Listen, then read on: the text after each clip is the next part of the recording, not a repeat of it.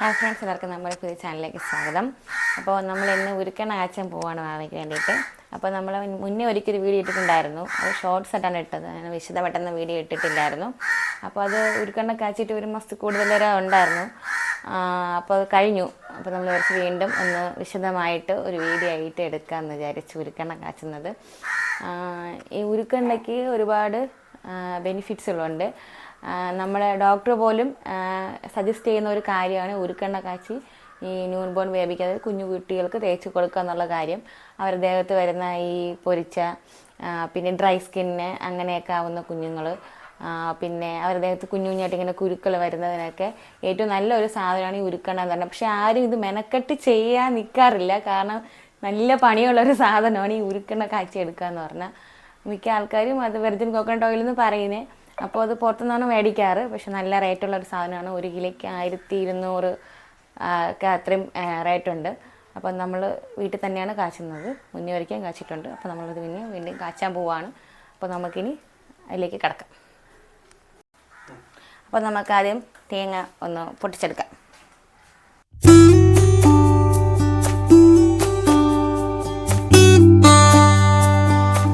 നമ്മൾ തേങ്ങ പൊട്ടിച്ചു.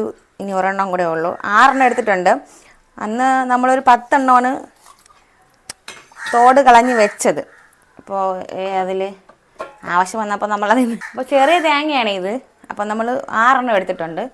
പിന്നെ ഈ തേങ്ങ പൊട്ടിക്കുന്ന ഈ വെള്ളമില്ലേ, അത് നമ്മൾ കളയില്ല. ഇത് ഒരു ബോട്ടിൽ ഒഴിച്ച് വെച്ച് കുറച്ച് പഞ്ചസാര ഇട്ട് ഫ്രിഡ്ജിനകത്ത് വെച്ചിരുന്നാൽ നമ്മൾ അപ്പത്തിനൊക്കെ ആട്ടാനെടുക്കാം.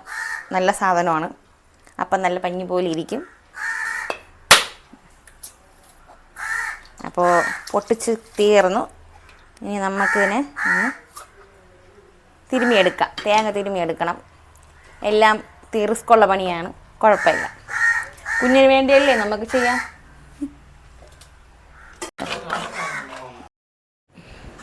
അപ്പോൾ അങ്ങനെ തേങ്ങ തിരുമ്മി സഹായിക്കാൻ വേണ്ടിയിട്ട് അമ്മയും വന്നിട്ടുണ്ട്. അമ്മയും കൂടെ തേങ്ങ തിരുമ്മി സഹായിക്കുകയാണ്.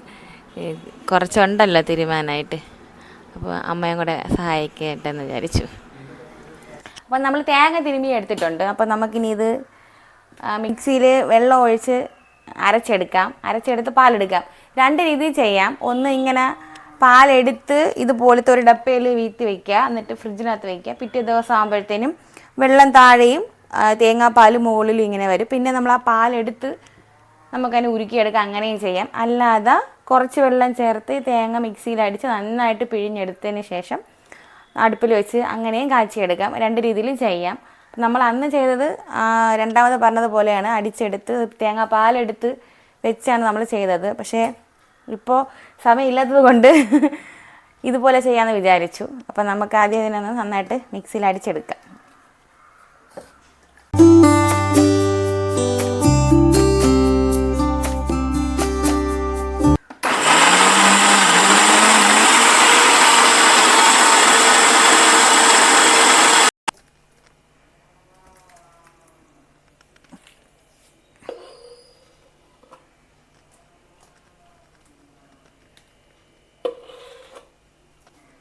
അപ്പോൾ ഗൈസ്, നമ്മളിതാ തേങ്ങ ഫുള്ള് അരച്ചെടുത്തിട്ടുണ്ട്.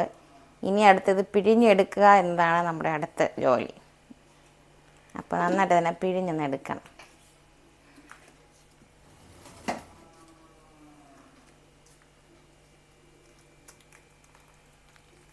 പിഴിഞ്ഞ് കൊത്ത് മാറ്റി പാലെടുക്കണം. എന്നിട്ട് നമുക്ക് അരിക്കാം.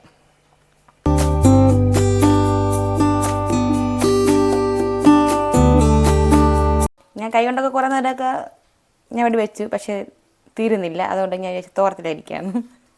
അങ്ങനെ ലാസ്റ്റ് തോർത്തിലരിച്ചു.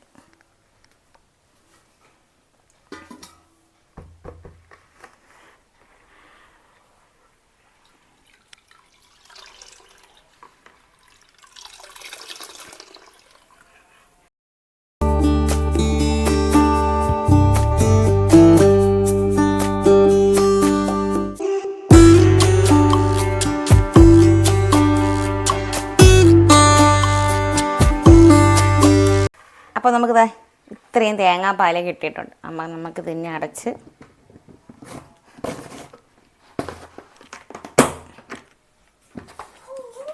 ഫ്രിഡ്ജിനകത്ത് വയ്ക്കാം.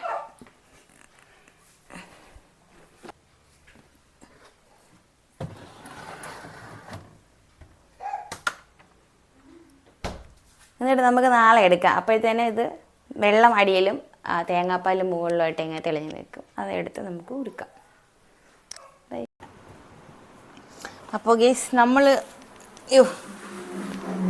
ഇന്നലെ ഫ്രിഡ്ജിൽ വെച്ച പാൽ എടുത്തിട്ടുണ്ട്. തേങ്ങാപ്പാൽ പിഴിഞ്ഞ് വെച്ച തേങ്ങാപ്പാൽ.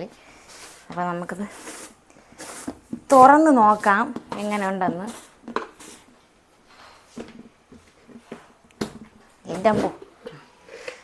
ഇതാണ് സംഭവം. കുറച്ച് വെള്ളം മുകളിൽ ഇങ്ങനെ കയറിയിട്ടുണ്ട്. അപ്പോൾ നമുക്ക് വെള്ളം ഇങ്ങനെ വേർതിരിഞ്ഞ് വന്നിട്ടുണ്ട്. പാല് മുകളിലായിട്ടുണ്ട്. അപ്പോൾ നമുക്ക് ചട്ടിയിൽ കുഴയിടാം. ഞാൻ രാവിലെ മോക്ക് തേക്കാൻ ഈ സംഭവം ഇല്ലായിരുന്നു. അപ്പോൾ ഞാൻ കുറച്ചെടുത്ത് ഞാൻ ഇന്ന് ഉരുക്കിയെടുത്ത്. അതിന് കൊത്താണ്, നമുക്ക് കളയണ്ട, അവിടെ ഇരിക്കട്ടെ. അപ്പോൾ നമുക്കിത് സെറ്റായിട്ട് നല്ല ക്രീമി സാധനമാണ്.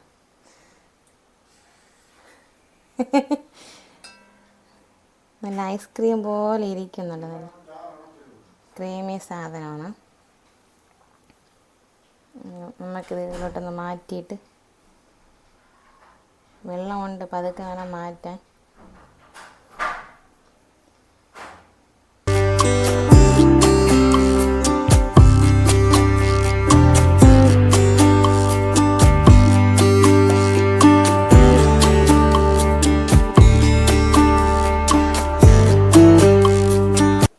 ചെറിയ തീയിട്ട് ഇളക്കി എടുക്കണം.